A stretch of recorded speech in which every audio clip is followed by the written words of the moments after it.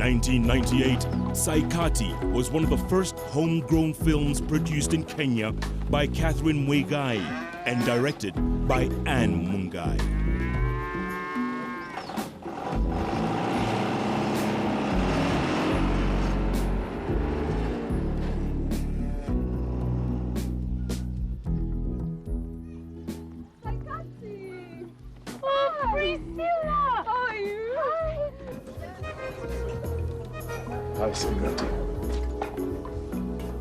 Dr. Boki, hello, welcome.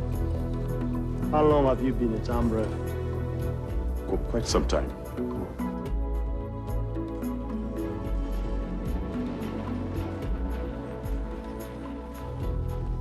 Saikati, our very own daughter. Sifunampam.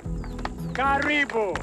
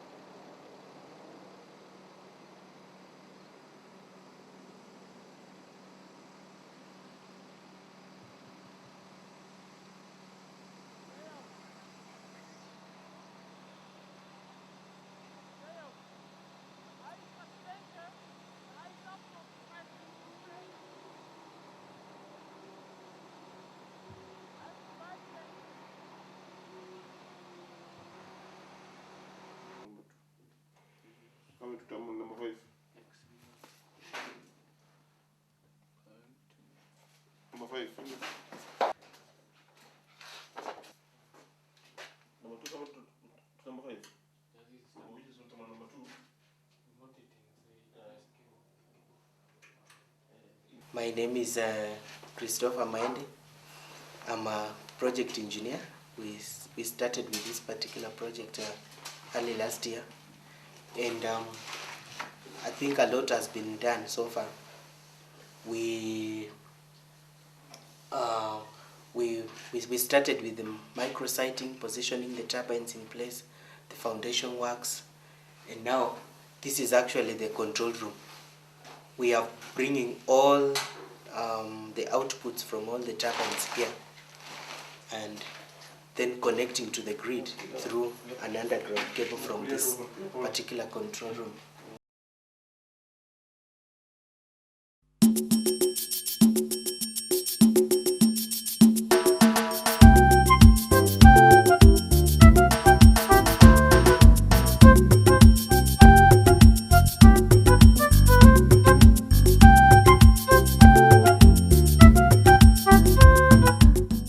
More than 70% of Kenya's 30 million people depend on agriculture for their livelihood.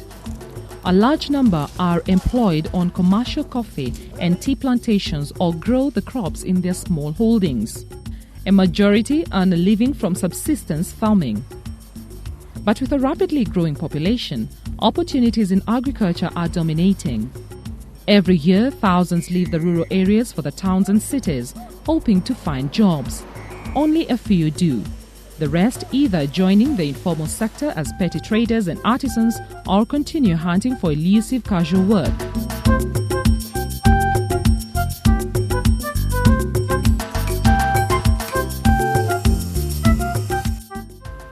Kenya's urban population doubled from 16 to 31% between 1980 and 1998 and continues to grow. With more than 3 million people, the capital Nairobi accounts for 1/5 of Kenya's urban population.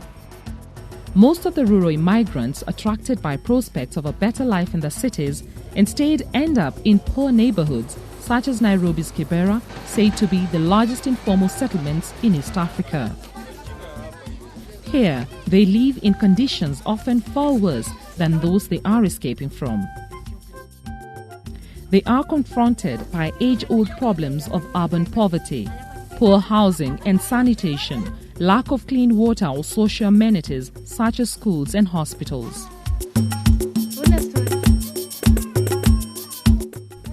Then there is the relatively newer but by far the most devastating problem, AIDS.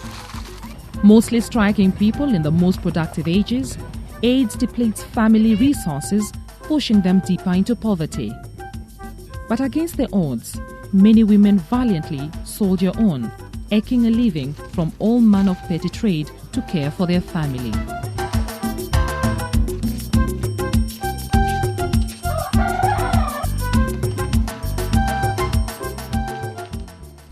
Sale of firewood is a popular trade in Kibera, where most homes cook on open fires. Most of the wood sold here is illegally gathered from the Ngong forest bordering the slum.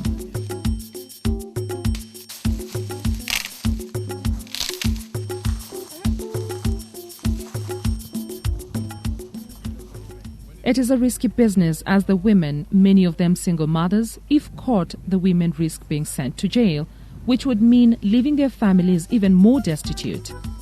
Yet for many, this is the only means of survival.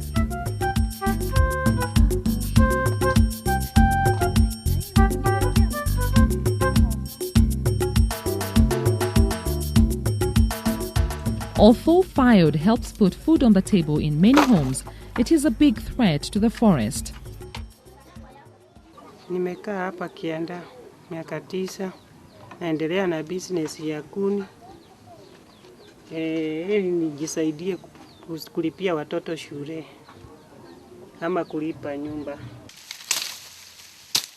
Over the years, large areas of forest have been cleared for wood or taken up by new housing estates. Yet the forest is irreplaceable. Located only 6 kilometers from the bustling city center, it serves as a carbon sink. Its disappearance would radically alter the city's climate. That's why, in 1997, the Ngong Sanctuary Trust started projects to conserve the forest. The forest is 6 kilometers from Nairobi town, and it is 1,600 meters above sea level. One of its uniqueness is that it is the only indigenous forest within a capital city in the world, and hence the importance to conserve this forest. And the forest has faced a lot of pressure. Now we are trying to structure the communities so that we can have sustainable utilization of this forest, so that if it is firewood collection, it can be done sustainably. One of the first projects that Trust undertook was to erect an electric fence around the 500 square kilometer forest sanctuary and increase patrols by guards. But the Trust is aware that such efforts will only succeed if communities that relied on the forest are involved. Before the fence was erected, there used to be many illegal activities going on in the forest. But since the time the fence was set up, has really reduced with at a very high rate.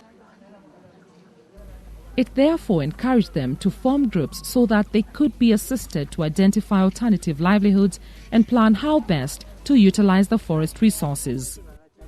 Gatwekere Women's Group from Kibera is among the first to partner with the sanctuary. Comprising 20 who previously gathered wood in the sanctuary, the group came up with the idea of a beekeeping project.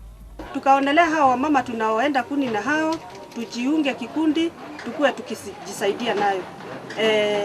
Ndio tukashikana, tukiwa wamama 20.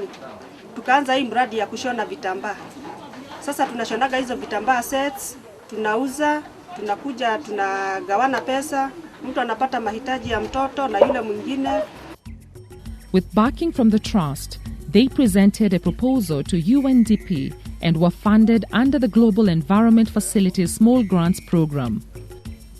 The trust provides technical support to the project, but the idea is to have the women run it and earn an income from sale of honey. In the process, they will help guard the forest.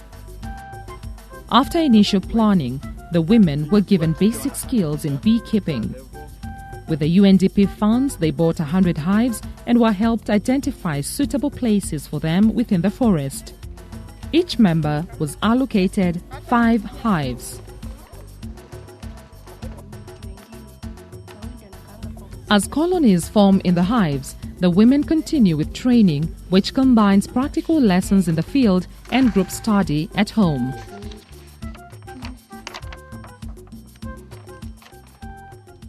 The KWS, or the Kenya Wildlife Service, and the Forest Department have a memorandum of understanding to conserve forest where they have common objectives or common interests. And Ngong Road Forest falls in that category. So they sat down, and together with the trust, they came up with a memorandum of agreement for collaboration in conservation of the Ngong Road Forest. So the parties in this memorandum are the Kenya Wildlife Service, the Forest Department, the Ngong Road Forest Sanctuary Trust, and the local communities, who we consult all the time, and they are involved in the day-to-day management of this forest. The women are free to enter the forest to check on the progress of their beehives according to a plan agreed on with trust officials. With earning from the project, the women will be able to start other businesses and guarantee better the lives of their families. But as their lives progress, the women and other similar groups will also have played their part in preserving this priceless heritage for future generations. Hii training tulipelekwa imetufaidi sana na inafaidi wengine, kwa maana tunafundisha hata wengine kwa vijiji ndio watoke kwa shida. UNDP ndio imetupea hii miziga, kila mama amepewa miziga 5 na mwingine 5. Sasa tunatoa shukrani kwa hii UNDP na tunatarajia wakati tunakuja tunachunga msitu ili environment yetu ikuwe mzuri.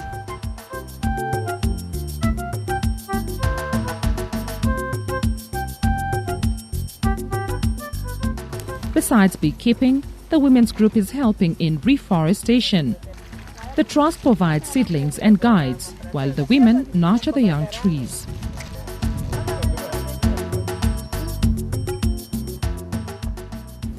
In their new role, the women are mandated to report any activities that threaten the forest to the trust. The project has given them a new confidence. But besides opening a new world of opportunities to the women, the project demonstrates that communities can play a vital role in conservation.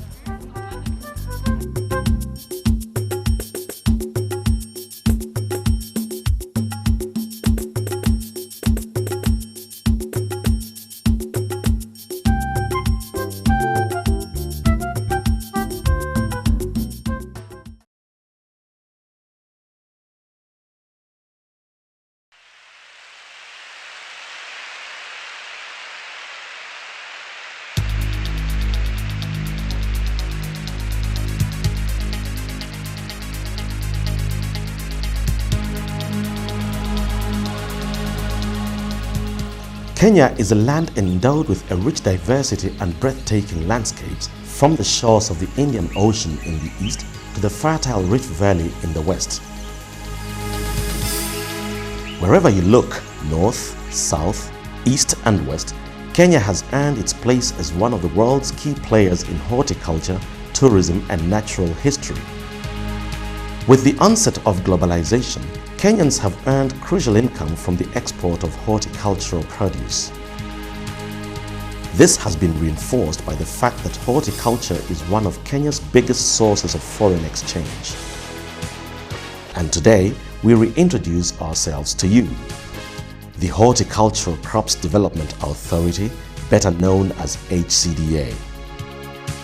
Established in 1967, our mission is to develop, promote, facilitate and coordinate growth of a commercially oriented horticulture industry. This is through appropriate policies and technologies to enhance and sustain socio-economic development. This is why we take our highly qualified team of depot managers through an intensive training program to sensitize them on the needs of our end client, the Kenyan farmer and the exporter. To put it more boldly, we are taking produce from the farm to the domestic consumer and to the greater world market. HCDA is a regulator in the industry, and one of its activities is to offer advisory services to the stakeholders in the industry.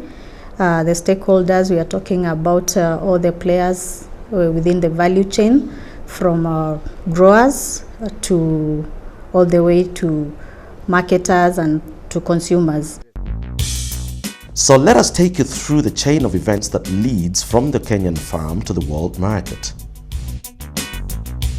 It all starts at the farm, just one of the thousands of small, middle and large-scale operations across the country that provide employment to millions of Kenyans. Once the crop is matured, it is then harvested, and that's where the journey begins.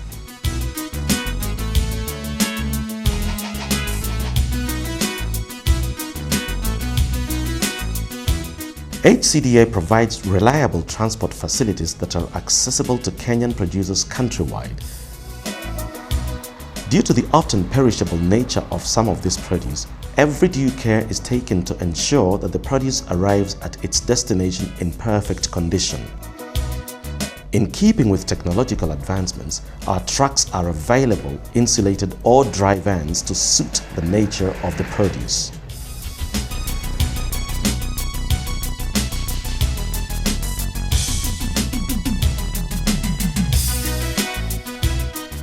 On arrival at one of our satellite depots, HCDA provides space and facilities where the fresh produce is sorted, thus enabling the exporter to select only the best quality produce for export.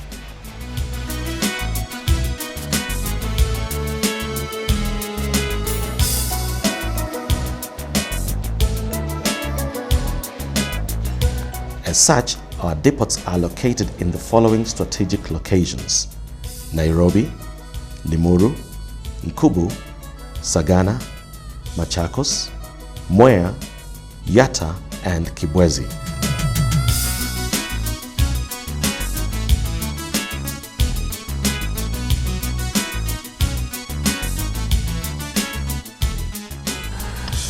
Basically, my work entails extension work, specialized extension work with the small-scale farmers. What we do is we try to organize small-scale farmers into farmer groups, and we train them on farming techniques. We train them on code of conducts. We train them on basically good farming practices. And then also, after training them, after producing, they have to link up with the export market, or at least the market, even if it's a local market. Then comes the packaging process.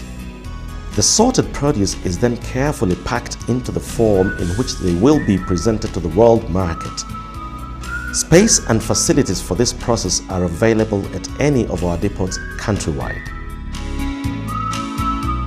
Once the goods are ready for export, they can then be sorted at our temperature-controlled storage facilities while transportation arrangements are being made. Our state-of-the-art storage facilities are designed to ensure that the quality and freshness of the produce is maintained at all times.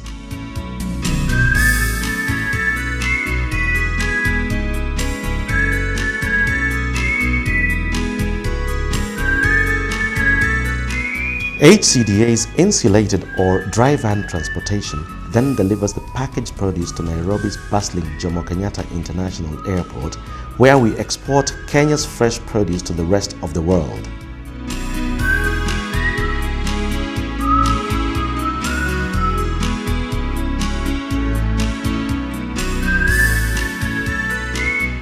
And that is how millions of consumers throughout the globe experience Kenyan produce at their tables every day.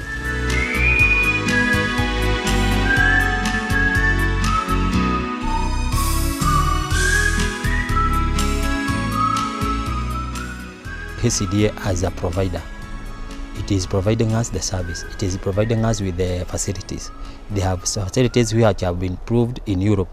The auditors come from Europe, they audit, and in fact they have found them to be quite in standard. So we are also happy with them to be that we are working under the conditions which are approved by the European Union. So for small young people who want to start business, HCDA could be their starting point to come and get the facilities, because the demands for the regulations in Europe for horticulture industries, they are very, very, very stiff. And young people or young companies to achieve them is quite hectic. So we have the HCDA to come and they get the services. All this has been made possible by the affordable and reliable services that the HCDA has made within reach of the Kenyan producer.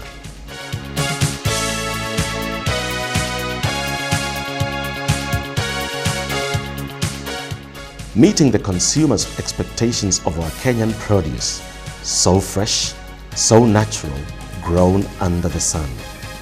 To put it simply, from the farm to the world market.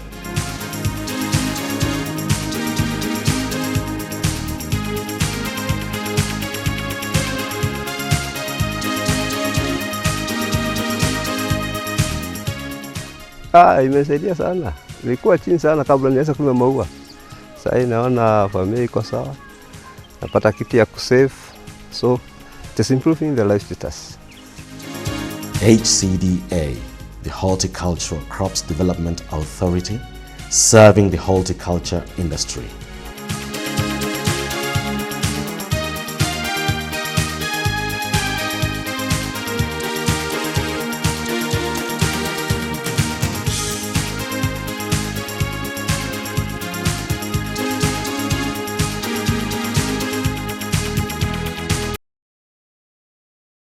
Kunacha eka na mili tatu, pop! Transform your life with Family Bank and win grand draw prizes of 1 acre of land plus 3 million shillings, a half acre plus 1 million shillings, a quarter acre plus $500,000 shillings, and many more great prizes in the mini draws.